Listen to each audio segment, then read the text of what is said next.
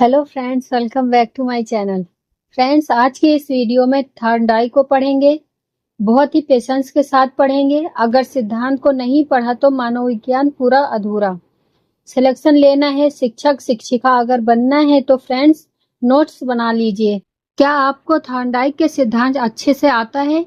मैंने बहुत अपडेट किया है, इसे इतना ज़्यादा हमने अपडेट किया है। इस बार आप सब कुछ देखेंगे इस वीडियो में। और याद रखिए, लास्ट में हम क्वेश्चंस भी करेंगे इसी वीडियो में। तो चलिए स्टार्ट करते हैं कि थॉर्नडाइक क्या है। तो पहले परिचय 3 शब्दों में ले लेते हैं, जो सबसे ज़्यादा एग्जाम में पॉइंट बनते हैं। कहते हैं कि थॉर्नडाइक कौन है। थॉर्नडाइक एक अमेरिकन साइकोलॉजिस्ट हैं, यानी अमेरिकी साइकोलॉजिस्ट हैं, अमेरिकी मनोविज्ञान हैं। पहला पॉइंट लिख लीजिए। हर क्वेश्चंस को नोट्स में पॉइंट लगा कर के लिखना है, क्योंकि आप उसको रिवाइज कर सकें। थॉर्नडाइक अमेरिकन साइकोलॉजिस्ट हैं, अमेरिकी मनोवैज्ञानिक हैं। दूसरा, पशु मनोवैज्ञानिक हैं। ये कौन है फ्रेंड्स? पशु मनोवैज्ञानिक हैं। अगर ये ऑप्शन में नहीं है तो ये दूसरा क्वेश्चन ऐसे भी पूछा गया है। तीसरा क्वेश्चन जो सबसे ज्यादा पूछा गया है, इसको इम्पोर्टेंट लिख लीजिए फ्रेंड्स, कि यह प्रथम शैक्षिक मनोवैज्ञानिक है। क्वेश्चन में डायरेक्ट पूछा जाता है कि मनोविज्ञान में प्रथम शैक्षिक मनोवैज्ञानिक किसे माना जाता है, तो आंसर जाएगा फ्रेंड्स थॉर्नडाइक। क्लियर है? चलिए अब देखिए, यहाँ पर सबसे पहले पॉइंट आप 3 पॉइंट लिखे होंगे। नेक्स्ट में पहले पॉइंट में ये आपको लिखना है, हेडिंग बनाकर थॉर्नडाइक को लिखना है कि मनोविज्ञान में अधिगम के सबसे पहले नियम किसने दिया। तो जब सबसे पहले अधिगम के नियम की बात करें तो वहां थॉर्नडाइक पर टिक करिए। इसलिए तो यह प्रथम शैक्षिक मनोवैज्ञानिक हैं। इसलिए फ्रेंड्स प्रथम शैक्षिक मनोवैज्ञानिक हैं, क्योंकि इन्होंने अधिगम में सीखने के सबसे पहले नियम दिए। क्वेश्चन में हमेशा आता है, आगे भी आता रहेगा, कि सबसे पहले सीखने के लर्निंग के अधिगम के नियम किसने दिए हैं, तो वो थॉर्नडाइक ने दिए हैं। चलिए अब देखिए 2 स्लाइड बहुत जरूरी है। एक तो इनकी 2 पुस्तक पूछी जाती है एग्जाम में, और तो यहाँ से 2 पॉइंट और पूछे जाते हैं। कहता है कि थॉर्नडाइक ने अपनी पुस्तक शिक्षा मानव विज्ञान में, यानी क्वेश्चन में आता है कि कौन सी पुस्तक में अपने सिद्धांतों को थॉर्नडाइक ने समाहित किया है। तो पॉइंट में लिखिएगा कि थॉर्नडाइक ने अपनी पुस्तक शिक्षा मनोविज्ञान, तो ये एक हो गया क्वेश्चन। यहाँ से बुक हो गई फ्रेंड्स। तो बुक क्वेश्चन में पिछली बार भी आई थी फ्रेंड्स, तो बुक क्वेश्चन में पिछली बार भी आई थी कि शिक्षा मनोविज्ञान किसकी पुस्तक है, तो ये थॉर्नडाइक की है। तो थॉर्नडाइक ने अपनी पुस्तक शिक्षा मनोविज्ञान में सबसे पहले सीखने के सिद्धांतों को प्रतिपादित किया है। अब देखिए, यहाँ पर पॉइंट बना के लिखना है कि जैसे थॉर्नडाइक थ्योरी ऑफ लर्निंग के नाम से जाना जाता है। याद रखिएगा, क्वेश्चन में पूछा जा चुका है कि क्या जाना जाता है, कौन सी थ्योरी है, कौन सी लर्निंग थ्योरी। तो थॉर्नडाइक थ्योरी ऑफ लर्निंग के नाम से जाना जाता है। यह सिद्धांतों की बात कर रहा है, तो नोट कर लीजिए। अब शिक्षा मनोविज्ञान की मैंने बात करी, तो उसकी एजुकेशन साइकोलॉजी ठीक है। तो 2 पुस्तक लिख लीजिए, मोस्ट इम्पॉर्टेंट बुक है। 2 पॉइंट बनाकर लिख लीजिए कि थॉर्नडाइक की 2 पुस्तक। थॉर्नडाइक की 2 पुस्तक, एक तो हो गई शिक्षा मनोविज्ञान। क्या हो गई? एक तो हो गई शिक्षा मनोविज्ञान, जिसको हमने कहा एजुकेशन साइकोलॉजी, जिसको इंग्लिश में आप एजुकेशन साइकोलॉजी के नाम से जानते हैं। चाहे आप इंग्लिश में लिख लें तो पॉइंट बना के, एक पुस्तक ये लिख लो और एक पुस्तक ये लिख लो, एनिमल इंटेलिजेंस। क्वेश्चन में ये भी आया है, एनिमल इंटेलिजेंस किसकी पुस्तक है, तो आंसर होगा थॉर्नडाइक। एजुकेशन साइकोलॉजी किसकी पुस्तक है, तो आंसर होगा थॉर्नडाइक। क्लियर है? यह पुस्तक थॉर्नडाइक के द्वारा लिखी गई है। बोलो, कॉन्सेप्ट क्लियर है? यहाँ तक कोई प्रॉब्लम? सभी क्लियर है फ्रेंड्स? देखिए, थॉर्नडाइक के सिद्धांत से 4-5 चीज और आई। कहता है पिछली बार जो एग्जाम में आया था, उसके भी पिछली बार एग्जाम में ये 2 सिद्धांत बहुत ज्यादा पूछे गए थे। क्या पूछे गए थे कि इस मनोविज्ञान में संयोजनवाद का सिद्धांत किसने दिया, मनोविज्ञान में संबंधवाद का सिद्धांत किसने दिया? अधूरा ज्ञान खतरनाक होता है। किसने दिया है? थॉर्नडाइक ने। यहाँ पर हेडिंग बनाकर ऐसे आप लिख लीजिए, थॉर्नडाइक लिखना है और थॉर्नडाइक के नियम के उपनाम लिखना है। कैसे बनाएंगे? थॉर्नडाइक सिद्धांत के अन्य नाम या थॉर्नडाइक सिद्धांत के उपनाम, ऐसे हेडिंग बनाकर लिख लीजिए और उनमें एक एक लाइन प्रयत्न एवं भूल का सिद्धांत। थॉर्नडाइक के नियम को प्रयत्न एवं भूल का सिद्धांत कहते हैं। मैंने आपको पहले ही बताया कि जब भी हम थॉर्नडाइक का सिद्धांत पढ़ते हैं तो उसे प्रयत्न एवं भूल का सिद्धांत या प्रयत्न एवं त्रुटि का सिद्धांत हम जरूर पढ़ते हैं। तो याद रखिएगा कि थॉर्नडाइक का जो सिद्धांत है वो प्रयत्न एवं भूल का सिद्धांत, त्रुटि का सिद्धांत ही है। एक ही बात है, प्रयास एवं त्रुटि का सिद्धांत तो भूल की जगह त्रुटि आ गया है और प्रयत्न की जगह प्रयास आ गया है, तो कोई प्रॉब्लम नहीं है, वो बात तो एक ही है। तो प्रयास एवं त्रुटि का सिद्धांत ये तो आप भूल नहीं सकते हो। उद्दीपन अनुक्रिया का सिद्धांत, उद्दीपन को हम एस कहेंगे, क्या अनुक्रिया को हम आर कहेंगे? एस आर थ्योरी किसने दिया है? तो आंसर आएगा यहाँ पर उद्दीपन अनुक्रिया का सिद्धांत, यानी स्टिमुलस और रिस्पांस का जो सिद्धांत है वो दिया है हमारे थॉर्नडाइक ने। संयोजनवाद का सिद्धांत किसने दिया है? थॉर्नडाइक ने दिया है। संबंधवाद का सिद्धांत किसने दिया है? थॉर्नडाइक ने दिया है। कैसे याद करेंगे? जब कोई चीज प्रयत्न करोगे तो भूलोगे, जब कोई चीज प्रयत्न करोगे तो भूलोगे, ये तो हर बच्चा जानता है क्योंकि यह तो नाम ही है। इनके ये तीन चीज आपको नहीं भूलनी है। तो यस और थ्योरी और सबसे ज्यादा जो ये पूछे जाते हैं आप कैसे याद करोगे? तो देखिए, प्रयत्न एवं भूल का सिद्धांत है। प्रयत्न किया फिर भूले, फिर प्रयत्न किया फिर भूले, फिर प्रयत्न किया फिर भूले। आप एक दिन ऐसा समय आएगा कि आपको याद आ जाएगी वो चीज, ठीक है? ऐसे ही प्रयास किया फिर गलती की, प्रयास किया फिर गलती की, फिर एक न एक दिन आप उन चीजों को याद कर ही लेंगे। वो चीज, एक बार साइकिल चलाई फिर गिरे, एक बार साइकिल चलाई फिर गिरे, दूसरी बार चलाई फिर गिरे, एक बार फिर आ जाएगी। अब ये सीखना है कि भीम को संयोजनवाद मतलब हमने अपने दिमाग में संयोजन बना लिया, हमने अपने दिमाग में अपने साथ में संबंध बना लिया।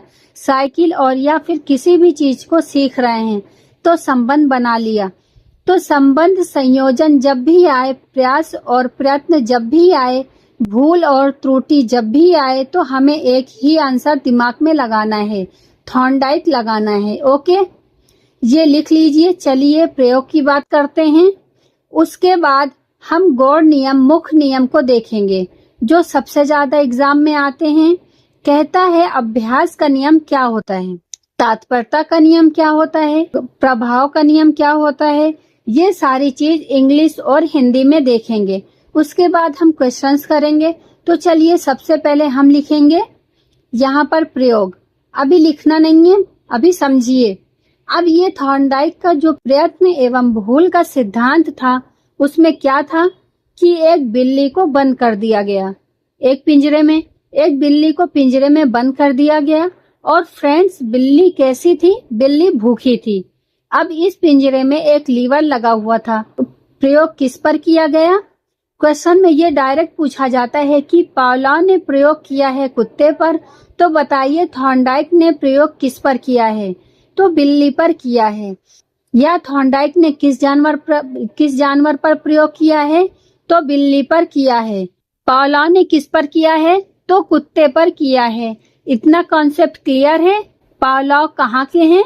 रूस मनोवैज्ञानिक के हैं। और थॉर्नडाइक कहाँ के हैं? अमेरिकन मनोवैज्ञानिक के। अब बात आती है पावलोव की। बात यहाँ पर पावलोव की नहीं, बात है बिल्ली की। थॉर्नडाइक की जो बिल्ली है वो कैसी है? भूखी बिल्ली है। प्रयोग है बिल्ली पर, प्रयोग है बिल्ली पर। महत्वपूर्ण बात ये है, दो महत्वपूर्ण बातें हैं। महत्वपूर्ण बात में पहली बात है कि जो बिल्ली है वह बहुत भूखी है, मतलब उसको खाना चाहिए। ओके, और उसको एक लीवर लगे हुए पिंजरे में बंद कर दिया गया है। और उसके बाहर क्या रख दिया? उसके बाहर मृत मछली को रख दिया गया। क्वेश्चन में ये भी आ चुका है, मछली कैसी थी? मृत थी या जिंदा थी? तो मृत मछली थी, बिल्ली भूखी है, प्रयोग बिल्ली पर है और बिल्ली पिंजरे में है। बात क्लियर है? चलिए अब देखिए क्वेश्चन आते हैं कि यहाँ बताओ कि बिल्ली कौन है। बिल्ली फ्रेंड्स अनुक्रिया करता है, जिसको रिस्पॉन्स कहा जाता है। अनुक्रिया को रिस्पॉन्स कहा जाता है, तो जो अनुक्रिया करेगा वही फ्रेंड्स आर होगा, वही अनुक्रिया करता है। यानी बिल्ली जैसे ही लीवर पर, अंदर एक लीवर लगा हुआ है, लीवर पर एकदम से पंजा मारेगी तो एकदम से दरवाजा खुलेगा। जैसे आपके घर में कोई आता है तो खटखटाता है, कोई गेट के बाहर से, आप अंदर से कहते हो कौन? बोला सब्जी वाला, मैं हूँ। आप जाते हो और कहते हो आ रहा हूँ या आ रही हूँ 1 सेकेंड में, ओके? तो आप जानते हो दरवाजा खोला और अंदर बुला लिया, ठीक है। इसी तरीके से बिल्ली ने क्या करा, बिल्ली के अंदर एक लीवर, यहाँ पर बिल्ली के पिंजरे के अंदर लीवर लगा हुआ है और वो सीखती है कि बाहर जो रखी हुई मछली है यह हमें कैसे मिलेगी। तो यही फ्रेंड्स मैं बताने का प्रयास कर रही हूँ कि अगर एग्जाम में पूछा है कि बिल्ली क्या है, तो अनुक्रिया करता है, और जो आपकी मृत मछली जिसका भोजन रखा हुआ है, जो भोजन है या उद्दीपन है, स्टिमुलस है, ये मृत मछली है तो ठीक है। तो उद्दीपन कौन है? मृत मछली। अनुक्रिया करता कौन है? बिल्ली। इसलिए तो मैं कह रही हूँ कि ये उद्दीपन और अनुक्रिया का सिद्धांत कहलाता है, एसआर थ्योरी कहलाता है। इसलिए तो कहा गया है कि यस उद्दीपन है और आर अनुक्रिया करता है। आर बिल्ली है, यस आपकी मछली है, इसलिए इसको थ्योरी को कहा गया है एस आर बॉन्ड। बात समझ आई? अब देखिए इसको समझ लेते हैं। कई बार बिल्ली पिंजरे में अनेक क्रियाएं करती है, उछल कूद करती है, पहले घूमती है, उछल कूद करती है और बाद में देखते हैं कि इसको खाने को कैसे मिले, कैसे खाना मिले जिससे हमारी भूख शांत हो सके, ओके? तो बिल्ली जो है कई क्रियाएं करती है। अचानक लीवर पर पैर पड़ जाता है, अचानक वो कूद रही होती है, उसको नहीं पता अचानक पैर पड़ गया और लीवर पर जैसे ही पैर पड़ा दरवाजा खट से खुल गया, और दरवाजा खट से अगर खुला तो बाहर रखी मछली उसको प्राप्त हो गई। उसने भोजन किया और अपनी भूख को मिटाया, समझिए? तो इसलिए मैं कह रही हूँ आपसे कि पंजा मारा, लक्ष्य प्राप्त किया। लक्ष्य क्या था? लक्ष्य उसका था भोजन। भोजन में क्या था? मृत मछली खाया और अपने पेट की भूख को शांत किया। अब जितनी बार वो बंद की जाती है पिंजरे में, अब वो ये देखती है कि अरे इस पर पैर मारेंगे तो खाना मिलेगा। तो उसको पता है, जैसे ही जब भी भूख लगती है और खाना बाहर देखा, उसने कहा लीवर पर पैर मारने से, पिछली बार ऐसे ही हुआ था, लीवर पर पैर मारने से और तुरंत पिंजरा खुला और खाना मिला। हर बार अब क्रिया वह दोहराती है। इसी सिद्धांत को एस आर बॉन्ड कहा जाता है। अनुक्रिया के द्वारा उद्दीपन को प्राप्त करने की क्रिया प्राणी जब सीख जाता है तो अनुबंधन कहलाता है। अनुक्रिया के द्वारा, अनुक्रिया कौन करता है? अनुक्रिया करता है तो उसको पता है कि इसके करने से हमें भोजन मिलेगा। उद्दीपन को प्राप्त करता है, उद्दीपन है भोजन, और मृत मछली, इसी को अनुबंधन कहा जाता है। 3 सेंटेंस है, इसमें सबसे ज्यादा जो नियम यहाँ से पूछा जाता है, कौन से नियम एग्जाम में सबसे ज्यादा पूछे जाते हैं? देखिए सबसे ज्यादा क्वेश्चन तो यहीं से आते हैं, मुख्य नियम से। सबसे ज्यादा क्वेश्चन मुख्य नियम से आते हैं। इसको अगर भूल गए तो थॉर्नडाइक को पढ़ना बेकार है।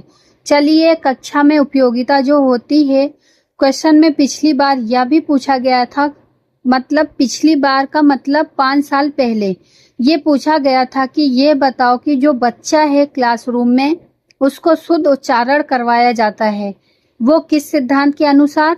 पावलोव के सिद्धांत के अनुसार, थॉर्नडाइक के सिद्धांत के अनुसार, कोहलर के सिद्धांत के अनुसार, या पियाजे के सिद्धांत के अनुसार। तो बच्चों को शुद्ध उच्चारण करने के लिए थॉर्नडाइक का सिद्धांत अच्छा है। आप तीनों पॉइंट लिख लीजिए। बच्चों से बार बार प्रयास करवाना चाहिए, क्योंकि इनके सिद्धांत में ही प्रयास एवं त्रुटि का सिद्धांत बच्चों को त्रुटि यानी बच्चों की जो त्रुटि है वो संभव होती है, क्योंकि इनके सिद्धांत में ही त्रुटि का सिद्धांत, बच्चा त्रुटियां करेगा, प्रयास करेगा, आगे बढ़ेगा। शुद्ध उच्चारण बालक इसी सिद्धांत से सीखता है। इनकी समस्या भी है, ये एक समस्या भी पॉइंट में लिख लेना है। क्वेश्चन पेडागोजी में आ सकता है कि थॉर्नडाइक का सिद्धांत बहुत धीमी गति से चलता है, क्योंकि बच्चा त्रुटि करेगा, बहुत देर लगती है, इसमें त्रुटि करेगा, फिर प्रयास करेगा, फिर त्रुटि करेगा। तो इसमें क्या होता है कि बच्चा शुद्ध उच्चारण सीखता है, सारी चीजें सीखता है, लेकिन इसमें समय ज्यादा लगता है। तो इसको लिख लेना। अब चलिए थॉर्नडाइक के नियम। फ्रेंड्स, थॉर्नडाइक के नियम में सबसे महत्वपूर्ण बात है कि इन्होंने कितने नियम दिए हैं। तो एरो बनाइए, एक में लिखिए मुख्य नियम और दूसरे में लिखिए गौण नियम। एक में लिखिए मुख्य नियम की संख्या 3 है और गौण नियम की संख्या 5 है। तो सबसे पहले ये मुख्य नियम को तीनों को बहुत गहराई से पढ़ लेते हैं। 3 लाइन इतनी सरल है जो एग्जाम में एकदम से फटाक से पूछ ली जाती है, तो सब कंफ्यूज, क्योंकि सभी तो केवल इतना रट के जाते हैं कि थॉर्नडाइक ने 3 नियम दिए और गौड़ नियम 5 दिए, बस इतना। अब इसके अंदर की बात आप जानिए, अंदर को हम कैसे लिखेंगे यह जानिए। ध्यान दीजिएगा फ्रेंड्स, सभी जो क्लास 5 से 6 घंटे की है वो मैं आपको 25 मिनट में खत्म करा रही हूँ, और प्रिपरेशन के साथ A to Z, कोई शॉर्टकट नहीं है, सब कुछ समाहित है। थॉर्नडाइक इससे बाहर कुछ नहीं है, मतलब इससे ज्यादा थॉर्नडाइक कहीं किताबों में ही नहीं है, कहीं कोई भी किताब में नहीं है। अब देखिए मुख्य नियम की अगर मैं बात करूं तो मुख्य नियम की बात की जाए तो इसमें 3 नियम आते हैं, क्योंकि मैंने लिखा हुआ है मुख्य नियम में 3 नियम आते हैं, गौड़ नियम में 5 नियम आते हैं। क्वेश्चन में ऐसे पूछ लेते हैं कि बताओ निम्नलिखित में थॉर्नडाइक का मुख्य नियम कौन सा है, कौन सा नहीं है। बताओ थॉर्नडाइक का गौड़ नियम कौन सा है, कौन सा नहीं है। अब नाम ही नहीं पता है तो कैसे राइट करोगे। तो समझिए थॉर्नडाइक के मुख्य नियम है 3।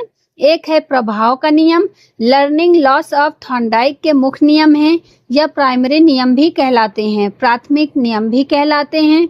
नोट कर लीजिए फ्रेंड्स कि थॉर्नडाइक के मुख्य नियम जो हैं वह प्राइमरी लॉ भी कहलाते हैं, प्राथमिक नियम भी कहलाते हैं। ओके, तो एक है प्रभाव का नियम, लॉ ऑफ इफेक्ट, एक है तत्परता का नियम, लॉ ऑफ रेडीनेस, और एक है अभ्यास का नियम, लॉ ऑफ एक्सरसाइज। ये 3 नियम ऐसे रट लेना है सभी, जैसे एग्जाम में पूछे जाते हैं। कहता है कि बताओ निम्नलिखित में एक नियम कौन सा नहीं है। मुख्य नियम में 2-3 तो दे देगा और एक नहीं देगा, उनके लिए तो बहुत आसान है, एक वो डाल देंगे गौड़ नियम का। तो वही फ्रेंड्स आपको जानना है कि गौड़ कौन से हैं, उनके नाम क्या हैं, मुख्य कौन से हैं, उनके नाम क्या हैं। तो सबसे पहले हेडिंग डालिए। प्रभाव तत्परता में सबसे पहले नीचे से स्टार्ट करेंगे, अभ्यास तत्परता, फिर प्रभाव पढ़ूंगी। इतना सरल कर दूंगी कि आप कहोगे कि अरे हमें लिखने की और याद करने की जरूरत ही नहीं है, लेकिन 2-2 लाइन लिख लीजिए। अभ्यास के नियम की हेडिंग बनाइए। पहले अभ्यास के नियम को कहा जाता है लॉ ऑफ एक्सरसाइज। देखिए नाम से ही मैं पढ़ाऊंगी, नाम में इसी परिभाषा से ही मैं आपको रटा दूंगी। अभ्यास का नियम क्या होता है, जब आप चीज को करत करत अभ्यास जन्मत हो तो सुजान है। जब भी हम बार बार अभ्यास को करते हैं तो वो चीज हम सीख जाते हैं। थॉर्नडाइक का नियम भी है। अभ्यास का नियम मुख्य नियम में कहता है कि जब ये हम बार बार अभ्यास करते हैं, बार बार किसी चीज को दोहराते हैं, पढ़ते हैं, तो वो हम चीजें जल्दी से सीख जाते हैं। वही अगर हम दूसरी तरफ याद करना हम छोड़ दें, बार बार दोहराना छोड़ दें, तो हम भूल भी जाते हैं। यही आंसर हो गया, सिंपल सी बात है, नोट कर लीजिए। बार बार अगर हम अभ्यास करेंगे, बार बार दोहराएंगे, तो वो चीज क्लियर हो जाएगी। बराबर अभ्यास का नियम, बस इतना लिख लो। दूसरे में आ जाइए, तत्परता का नियम। तत्परता का नियम क्या होता है, लॉ ऑफ रेडीनेस। ओके, तत्परता का नियम क्या है, थॉर्नडाइक का वह नियम जो हमें बताता है कि जब कोई प्राणी किसी भी कार्य करने के लिए तैयार है जैसे बहुत तत्परता है, एकदम से जज्बा इमोशन नहीं होता है। अरे ये मैं करूँगा। क्लासरूम में किसी बच्चे से पूछा, ये कौन करेगा? अरे सर मैं करूँगा। तो मतलब एक तैयार होने की एक ऐसी प्रक्रिया की हमेशा तत्पर रहना। परिभाषा से ही आंसर निकलेगा कि जब भी कोई व्यक्ति, कोई भी प्राणी कार्य कर रहा होता है तो हमेशा आगे आना, आर्द्र रूप में अपनी भूमिका वाला तत्पर रहना, तो वही कहते हैं कि तैयार होता है, या उसे क्रिया को करने में उसे आनंद आता है तो उस कार्य को जल्दी कर लेता है। अगर तत्पर नहीं होगा, अरे मैं नहीं करूंगी, मजे ही नहीं आएंगे उसको करने में, और अगर रहेगा कि अरे मैं करूंगा, बढ़ चढ़कर हिस्सा लेगा, तो उसको आनंद आएगा। और जिस कार्य को करने में उसे रुचि नहीं है तो उसका मन भी नहीं लगेगा। और जिसकी रुचि है, मन अब बन रहा है, उसका मन है डॉक्टर बनने को, और पिताजी ने कह दिया बन जाओ इंजीनियर, तो बताओ कैसे तत्परता आएगी? नहीं। ठीक है, चलिए प्रभाव का नियम। थॉर्नडाइक का यह नियम बताता है कि जिन कार्यों को करने से व्यक्ति को जो संतोष मिलता है, उससे वह बार बार करता है। उसे लगता है कि यह कार्य मेरे लिए बहुत आसान है और मुझे संतुष्टि मिलती है। तो हम यह कह रहे हैं कि जब भी किसी व्यक्ति को बार बार करने में मजा आए, उसे संतुष्टि की अनुभूति हो, तो प्रभाव का नियम है। यही तो मैं बता रही हूँ, लॉ ऑफ इफेक्ट। तो ये तीनों नियम हमने बड़ी आसानी से पढ़ लिए। अब बात आई है गौड़ नियम की।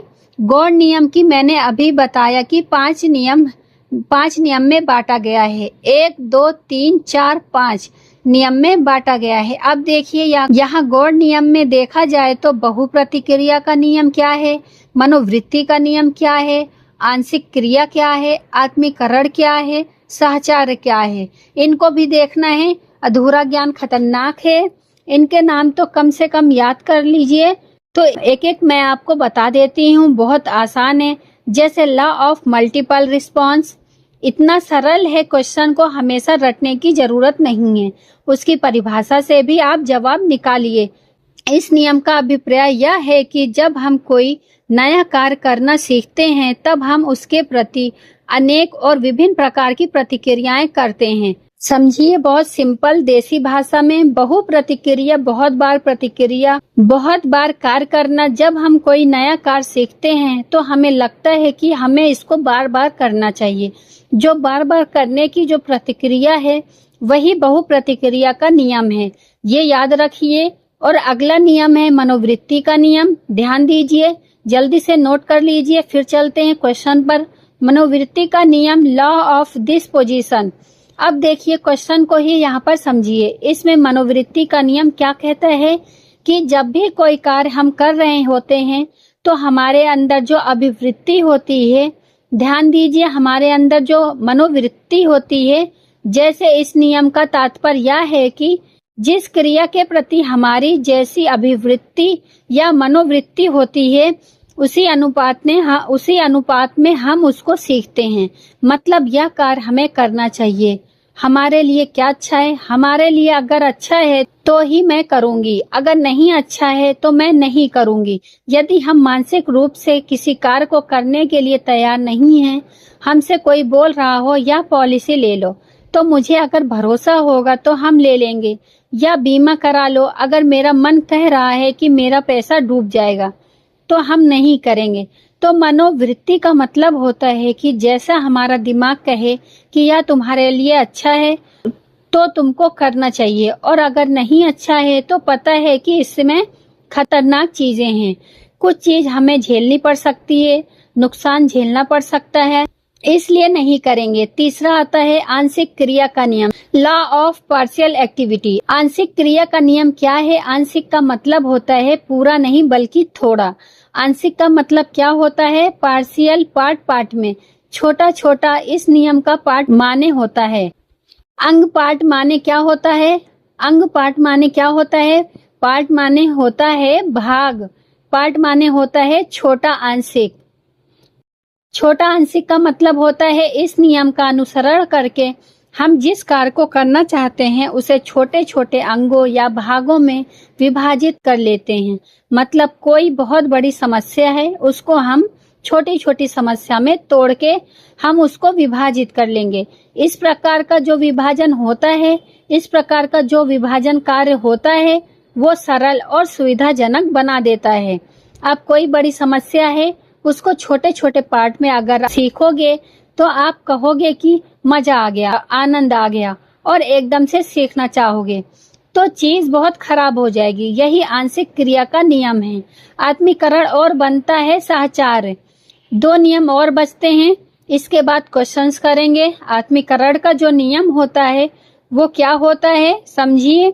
आत्मीकरण का जो नियम होता है, जब व्यक्ति के सामने कोई नई समस्या आती है। आत्मीकरण का मतलब नई समस्या का आना। आत्मीकरण में क्या होता है, जब व्यक्ति के सामने कोई नई समस्या आती है तो वह अपने पूर्व के अनुभव एवं प्रयत्नों को स्मरण करता है और उनसे तुलना करता है कि उसके अनुसार क्रिया कर समस्या का समाधान खोजने का प्रयत्न करता है। मतलब जब नई समस्या आती है तो वह अपने एफर्ट को और लगाता है और जो पहले सीखा है उसने उसके आधार पर चीजों को एक नए एफर्ट में बदलता है।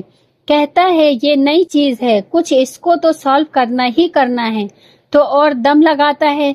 तो यही आत्मीकरण का नियम है। नोट कर लीजिए 2 लाइन। और लास्ट है साहचर्य का नियम।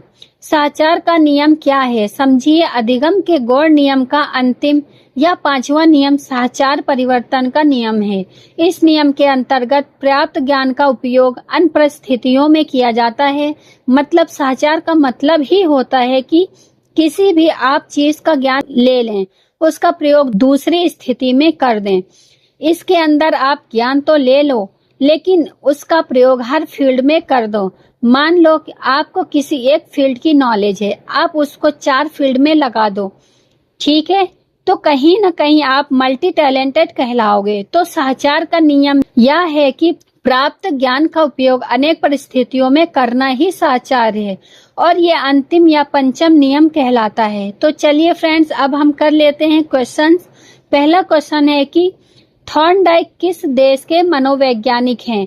तो थॉर्नडाइक मैंने आपको बताया कि अमेरिका के मनोवैज्ञानिक हैं। एक पशु मनोवैज्ञानिक है और प्रथम शैक्षिक मनोवैज्ञानिक भी है। चैनल को जिसने अभी तक सब्सक्राइब नहीं किया है तो चैनल को सब्सक्राइब कर लीजिए। नेक्स्ट क्वेश्चन, थॉर्नडाइक ने सीखने के काल के कितने नियम बताए हैं। तो 3 हो जाएंगे और अगर मुख्य नियम ना हो तो गौड़ नियम हो जाता है। क्या हो जाता है तो 5 हो जाता है।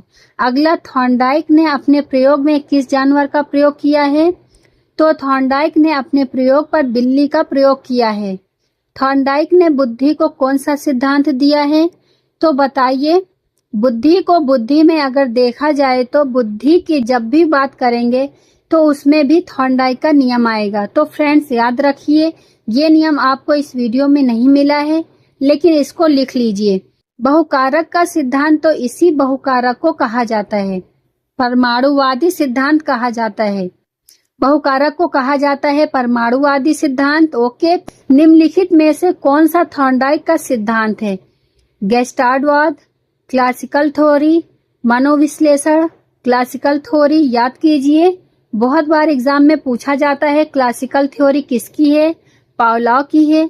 गेस्टाल्टवाद जानते हो, कोहलर, वर्दाइमर। मनोविश्लेषण, सिगमंड फ्राइड। प्रयत्न भूल का सिद्धांत क्या हो जाएगा। थॉर्नडाइक किस मनोवैज्ञानिक को पशु मनोवैज्ञानिक का पितामह कहा जाता है।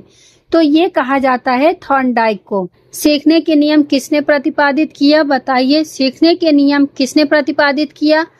तो मैं कहूंगी कि सीखने का नियम देने वाले मिस्टर थॉर्नडाइक। उद्दीपन अनुक्रिया का सिद्धांत किसने दिया है। उद्दीपन अनुक्रिया का मतलब है SR। तो थॉर्नडाइक ने। SR का सिद्धांत किसने दिया। SR बॉन्ड किसने दिया, मिस्टर थॉर्नडाइक ने। अधिगम का बंध सिद्धांत किसने दिया। बंध का मतलब है संयोजनवाद और संबंधवाद। तो बंध का सिद्धांत किसने दिया, ये भी लिख लीजिए। तो मिस्टर थॉर्नडाइक ने। थॉर्नडाइक ने सीखने के कितने गौड़ नियम दिए हैं। जब गौड़ नियम की बात करेंगे तो 5 आएगा। जो चैनल पर नए हैं चैनल को सब्सक्राइब कर लीजिए, बेल आइकन को प्रेस करिए।